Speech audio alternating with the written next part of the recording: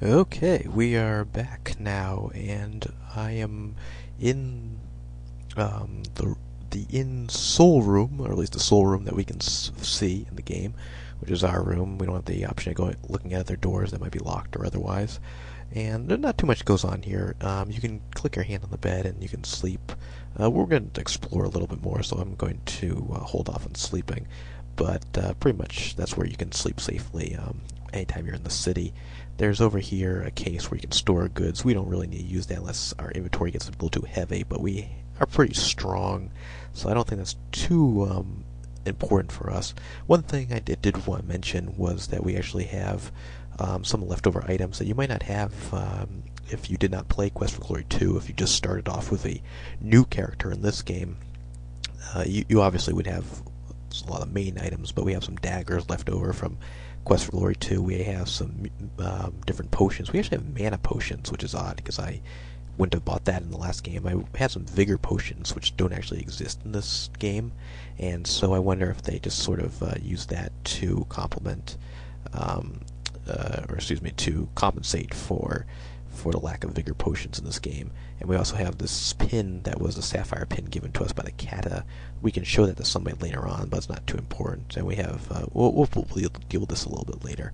I don't want to spend too much time on the inventory. One little just kind of neat thing I found out at one point after playing this for a while is you can just sit there. I don't know if the designers intended for there to be somebody else coming in that maybe you would talk to them in your room, but that doesn't happen.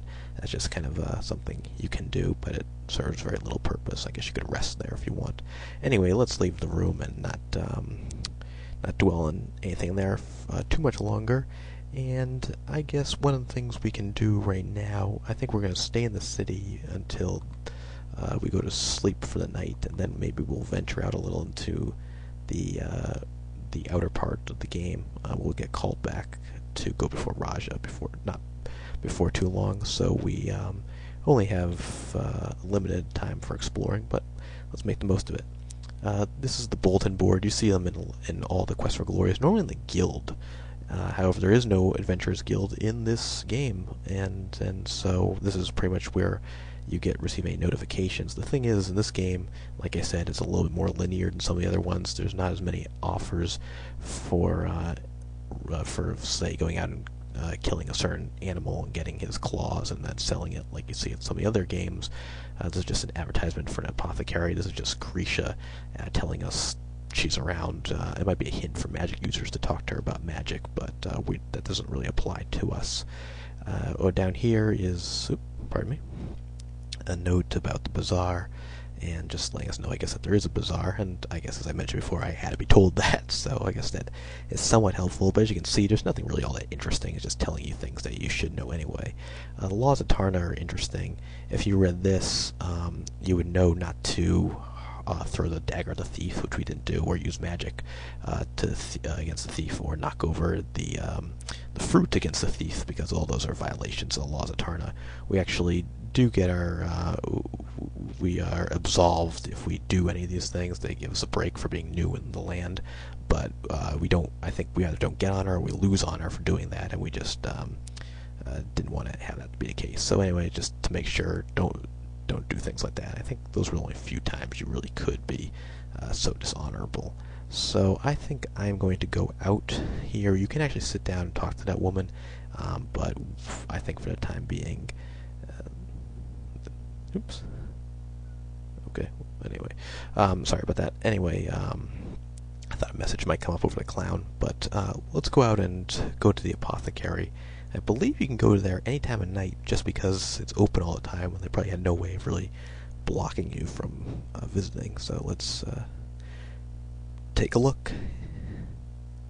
And here we are at the apothecary. This guy's obviously a bit of a hippie, and so that's kind of a joke in the game.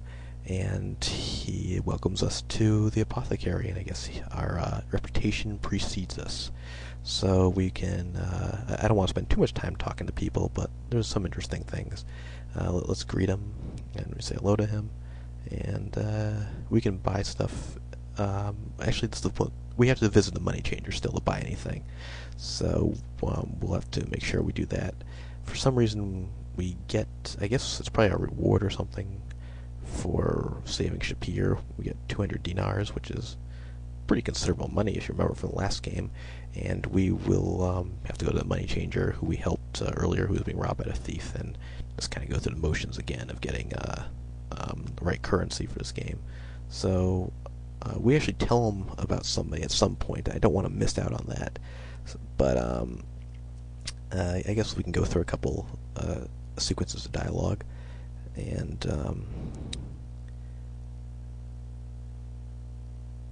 pretty much just telling us about, he does some little rhymes and sort of weird things as you expect from the guy, so sometimes some of the things he says isn't all that interesting.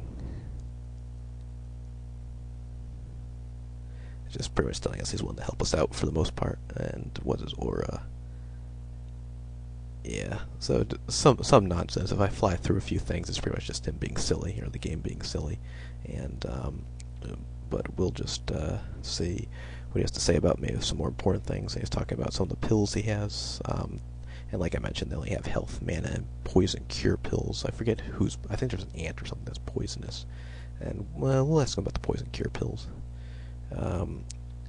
Yeah, I mean, unfortunately, a lot of the things he says are kind of silly. If you actually play the game yourself, maybe you might enjoy going through it. But for the purposes of this video, I think I'll try not to dwell on it too much. And let's see, there is at one point something important he has to say. Potions. So I guess we have.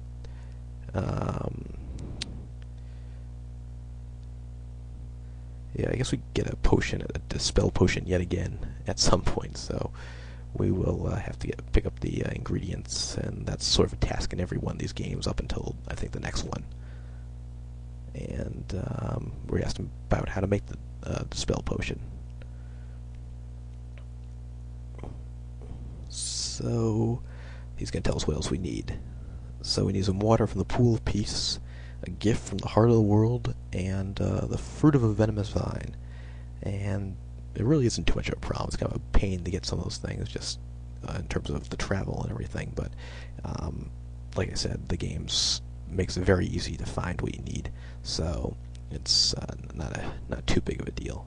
And we'll see more about what I'm talking about when we actually get on the map of the savannah of Tarna. Okay, so we're asking about plants, and the real reason I ask about that is there's going. I think it's gonna come up now. No, but at some point we have to tell him about.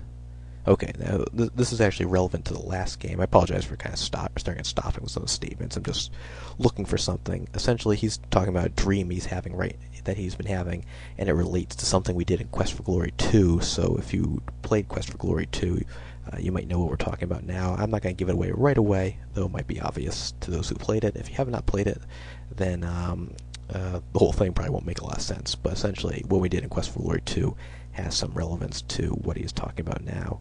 And I wonder if we can actually we can tell him about Julinar. And for those who don't remember or don't know, Julinar was a woman who was transformed into a tree and eventually needs somebody to really, we did what we could, but somebody has to come by and actually be in love with her and care for her. And we tell him about that, and it has something to do precisely with his dream. And he is going to, once the caravans come back through, go help her out and finish up the task that we started in Quest for Glory 2. So that's why I wanted to get to that, and essentially just make sure we mention that to get the points there, and to make sure that we complete that last task that we worked on in the last game. So we'll just ask him about Tarna. And so he just kind of came up here for some of the rumors of some of the interesting things. But like most people, he got caught without the caravan. And as he mentioned, if I went through too fast, he's going to take the next caravan back to Shapir to hopefully deal with Julinar. And I don't know if anyone's ever done a Quest for Glory 5 walkthrough or Let's Play. If anyone plans to, I don't know if I do, just because the game isn't quite as easily as accessible and sort of different than these other games. I don't know if it lends itself to a let's play as easily, but not to give too much away, but the two of them do make another cameo appearance in that final game. And so it doesn't just end here, and it does have some relevance later on. So we're pretty much out of time in this video, and like I said, I just want to explore Tarna. A lot of dialogue just takes up a lot of time, even summarizing it, so you can imagine where we'd be if I was going through every voice. But we're going to close up shop now, and hopefully I'll see you in the next one. Thanks a lot.